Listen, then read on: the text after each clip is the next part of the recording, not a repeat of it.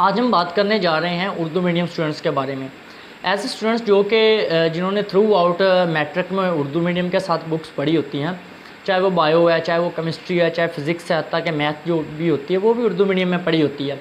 लेकिन जब वो आगे एफएससी मेडिकल या नॉन मेडिकल में आते हैं या आईसीएस में आते हैं, आईकॉम में जाते हैं, तो उनके थ्रू आउट जो मीडियम होता है वो चेंज हो जाता है और बुक्स सारी की सारी जो होती हैं वो इंग्लिश में होती हैं। ऐसे बच्चे जो होते हैं जब आगे आते हैं एफएससी के अंदर उर्दू मीडियम कैंडिडेट्स, तो उनके ऊपर एक साइकोलॉजिकल प्रेशर होता है, एक नफसियाती तौर पे दबाव होता है कि दूसरे जो इंग्लिश मीडियम स्टूडेंट्स हैं वो हमसे बर्तरी लेके चले गए हैं, चाहे हमारे मार्क्स उनसे ज़्यादा हैं, लेकिन होपफुली उम्मीद है ये होती है या बच्चे इस तरह से एक्सपेक्ट कर रहे होते हैं कि उनके मार्क्स ज़्यादा आएंगे, वो अच्छी तरह से अपने कंसेप्ट क्लियर कर सकते हैं, वो हमसे ज़्यादा अच्छी तरह से जो है वो आगे आप कह लें कम्पीट करते नज़र आते हैं। और बिल्कुल क्लास में भी ऐसे ही होता है, एनवायरनमेंट में। आप कभी भी समर कैंप किसी कॉलेज का ज्वाइन करके देख लें, वहाँ पे जो इंग्लिश मीडियम कैंडिडेट होता है वो क्वेश्चन का फर करके जवाब दे रहे होते हैं, जबकि उर्दू मीडियम स्टूडेंट जो होते हैं वो बिल्कुल बैठे होते हैं, मतलब डल बच्चों की तरह। उन्हें समझ ही नहीं आ रही होती कि वो कौन से क्वेश्चनिंग हो रही है और उसका आंसर किस हिसाब के साथ देना है। अब जब क्लास के अंदर क्वेश्चन पूछा जाता है और उसके जवाब जो होते हैं बच्चे फट देते हैं, तो उर्दू मीडियम का जो बच्चा होता है वो ख़ुद को कह लें कि डीमोटिवेट फील करता है। वो फील करता है कहीं ना कि मतलब पछताना शुरू कर देता है कि काश यार मैंने 9th 10th में मार्क्स कम हासिल कर लिए होते, लेकिन मैंने इंग्लिश मीडियम रख ली होती, अब तो मेरा ये हाल ना होता। तो मैं अब जो आपको टेक्निक 2-3 बताने जा रहा हूँ, इनके ऊपर अगर आप बच्चे जो हैं अगर इनको फॉलो करेंगे तो आप बिल्कुल जो है इंग्लिश मीडियम बच्चों से ज़्यादा मार्क्स लेने के काबिल होंगे।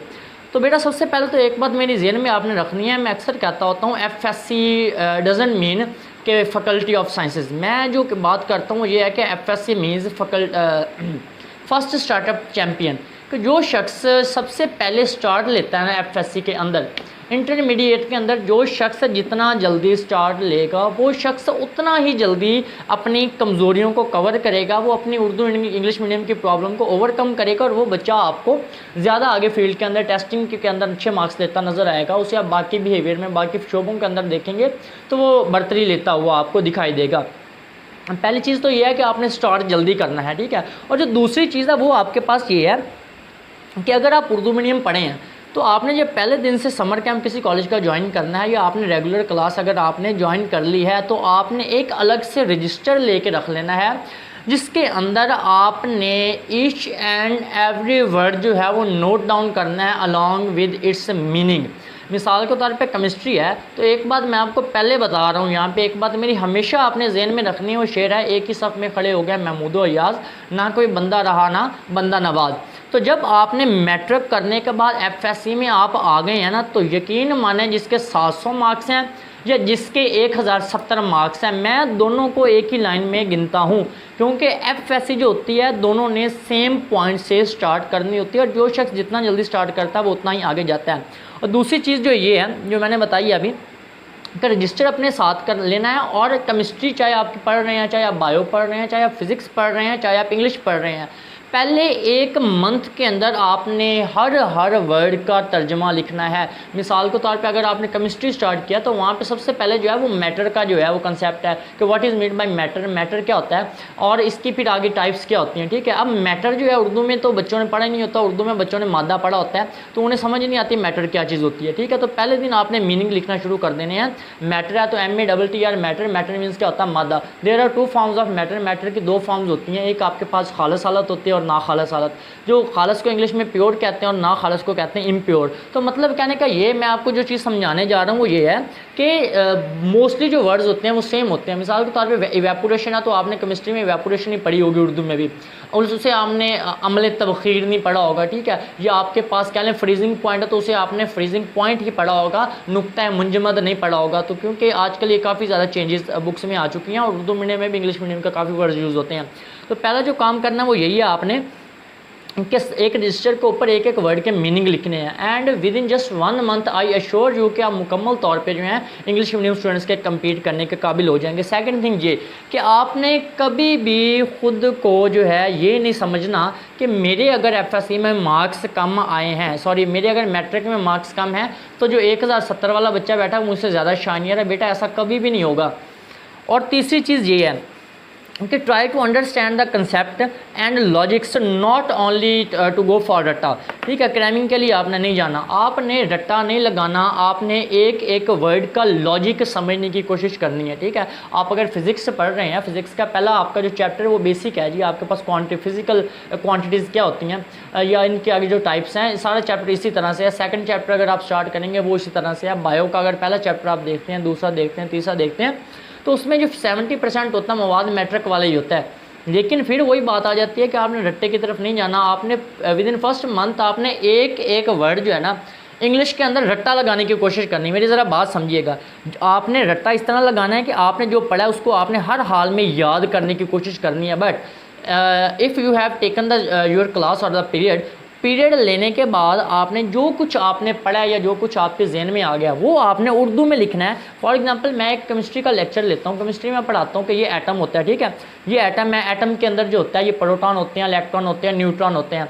तो मैंने वो इंग्लिश के अंदर सारी एक्सप्लेनेशन कर दी। तो आपने करना क्या है, आपने उर्दू के अंदर जो है ना, ये देखें मिसाल तौर पे मैं यहाँ पे स्ट्रक्चर बना देता हूँ। ये एटम है, दरमियान के अंदर जो है आपके पास न्यूक्लियस के अंदर प्रोटॉन और न्यूट्रॉन होते हैं, साइडों पे शेल्स के अंदर इलेक्ट्रॉन होते हैं। मिसाल के तौर पे ये यहाँ पे मैंने ये इस तरह से ये बना दिया। ठीक है, तो ये मैंने अगर इंग्लिश में मैं एक्सप्लेनेशन इसकी कर रहा हूँ तो आपने करना क्या है बेटा, याद आपने इंग्लिश में ही करना है, but you are to note down these all concept in Urdu, ताकि आपको समझ आ जाए कि टीचर ने समझाया क्या चीज़ है।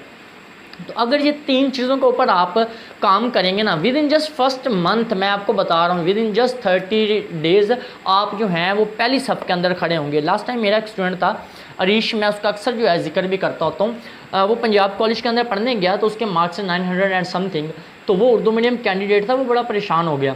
तो अब उसने अपने जो प्रिंसिपल हैं उनके साथ जाके शिकायत की कि सर आप ऐसा करें, मुझे आप एम सेक्शन के अंदर जगह दे दें। तो सर ने मना कर दिया, क्योंकि मुझे पता है कि काशिफ साहब जो हैं वो कभी भी मेरिट के ऊपर कंप्रोमाइज़ नहीं करते। आप कभी वहाँ पे जाके देख लें, एक तो आपकी सिफारिश नहीं सुनी जाएगी कभी भी।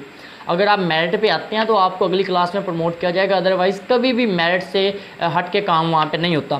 तो ये काशिफ साहब की पर्सनली तौर पर मैं बात कर रहा हूँ। तो उन्होंने बच्चे को कह दिया, बेटा बात ऐसे है कि हमारे पास बहुत ज़्यादा ऐसे स्टूडेंट्स हैं जो आपसे अच्छे मार्क्स वाले हैं, मुझे आपको एक वजह बता दें कि मैं आपको सेकंड नेक्स्ट जो टॉपर या सुपर सेक्शन है उसके अंदर आपको प्रमोट कर दूँ। तो बच्चे ने जो है, बच्चे के पास कोई रीज़न ही नहीं था, तो बच्चे ने उन्हें कह दिया सर बात ऐसे है, मुझे आपको टारगेट दे दें, मैं आपको टारगेट अचीव करके देता हूँ, तो आप मुझे जो है प्रमोट कर दीजिएगा अगले सेक्शन के अंदर। काशिफ साहब ने उन्हें हाँ कर दी। ठीक है, अब हुआ इस तरह से कि काशिफ साहब ने उसे कहा कि आपका फर्स्ट बायो मंथली जो है वो ऑलमोस्ट 30 से 40 डेज़ के बाद होता है। ठीक है, उसके अंदर 3 चैप्टर हों, 4 हों या 5 हों, जितने भी हमने कवर किए हों, वो आपका टेस्ट होगा। अगर आप क्लास में टॉप करते हैं या श्योर जो कि मैं आपको नेक्स्ट एम सेक्शन के अंदर प्रमोट कर दूंगा। बच्चे ने दिन रात मेहनत की, यकीन माने वो बच्चा ज़िद उसने बना ली, और उस बच्चे ने, मुझे याद है कि वो उसके वालिद खुद कहते होते हैं रात को कि मैं जब रात को 2 बजे भी अगर उठता था ना तो अरीश बैठा पढ़ रहा होता था, मैं रात को 4 बजे उठता था तो अरीश बैठा पढ़ रहा होता था। मैं ज़हनी तौर पे परेशान हो गया था कि ये बच्चे को हो क्या गया, इतना ज़्यादा क्यों पढ़ने लग गया। तो अब हुआ क्या कि राइट आफ्टर द 1 मंथ जब बायो मंथली उनका हुआ तो उस बच्चे ने क्लास में सेकंड पोजीशन हासिल की। फर्स्ट वो नहीं कर सका लेकिन सेकंड की, और ये फॉर द प्रिंसिपल ये बड़ा एक एस्टॉनिशिंग थिंग थी, बड़ी हैरान कुन चीज़ थी कि एक ऐसा बच्चा जो उर्दू मीडियम कैंडिडेट है वो इतने ज़्यादा अच्छे मार्क्स कैसे ले सकता है, लेकिन ही डिड इट। ठीक है, तो मैं आपको यही बात कह रहा हूँ कि अगर आप उर्दू मीडियम कैंडिडेट हैं तो आपने दिल अपना छोटा नहीं करना, यू कैन डू इट। और आगे मैं आपको 1000 ऑफ द एग्जांपल्स यहाँ पे दे सकता हूँ जो कि हमारे पास पड़ी होती हैं। तो बस 3 चीज़ें आपने स्टार्ट करनी है, ज़हन में रखनी है। First of all first startup champion, कि जो आप जितनी जल्दी स्टार्ट करेंगे आप उतने ही अच्छे चैम्पियन होंगे, आप उतनी जल्दी एफएससी को कवर कर सकेंगे। दूसरी चीज़, आपने ईच एंड एवरी वर्ड जो है वो नोट करना है, पहले 1 मंथ के अंदर उसका ट्रांसलेशन करनी है, तो आप आगे जाएंगे। ठीक है, आप बहुत जल्द सिलेबस को कवर कर पाएंगे। और तीसरी चीज़ ये है कि आपने अपने कंसेप्ट क्लियर करने हैं, आपने अपने लॉजिक्स क्लियर करने हैं। अगर इन चीज़ों